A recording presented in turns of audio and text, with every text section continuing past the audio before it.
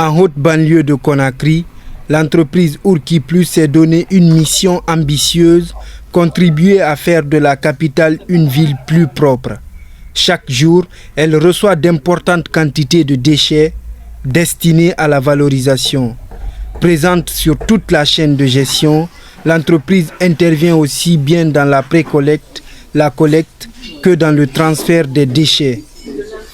Il y a des endroits où on a placé des poubelles. Ensuite, on a des camionnettes et des camions pour récupérer et ramener ici. Nous avons suivi le processus de transformation au sein de l'unité. Ici, les déchets plastiques prennent une seconde vie. Entouré de sacs remplis de plastique, Kamara Ousmane, chargé du traitement, nous explique les différentes étapes. Une fois réceptionnés, les déchets sont soigneusement triés, puis regroupés dans de grands sacs avant d'être introduits dans une machine spéciale. La machine à son tour essaie de compresser pour pouvoir retirer de l'eau et au moins trouver une consistance et avoir un poids net. Après une trentaine de minutes, le plastique est complètement compressé. Le bloc obtenu est ensuite solidement attaché, prêt à être transporté et vendu.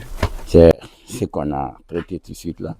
Après ici maintenant nous allons peser pour pouvoir attendre le camion maintenant afin de livrer. Les acheteurs de plastique recyclé sont nombreux.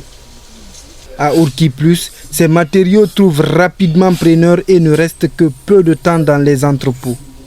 Pour ce qui est du plastique, on n'a pas de difficulté à revendre parce qu'il y a beaucoup de preneurs.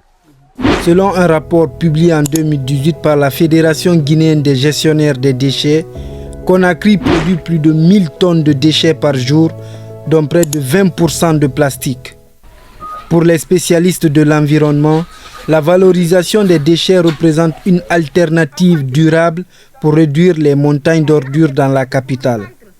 Parce que si on considère les déchets comme des ressources qu'on peut utiliser pour créer de la valeur, des ressources qu'on peut utiliser pour créer de l'emploi, des ressources qu'on peut utiliser pour créer de nouveaux produits finis qu'on peut vendre, aussi bien à l'échelle nationale qu'à l'échelle internationale, je pense que c'est un meilleur moyen de lutter contre l'état d'immondice au niveau de la capitale. Une fois recyclés, ces plastiques peuvent servir à fabriquer divers objets du quotidien, comme ce seau ou encore du matériel utilisé notamment en cuisine. Une solution secrète, à la fois écologique et économique, pour transformer les déchets en opportunités.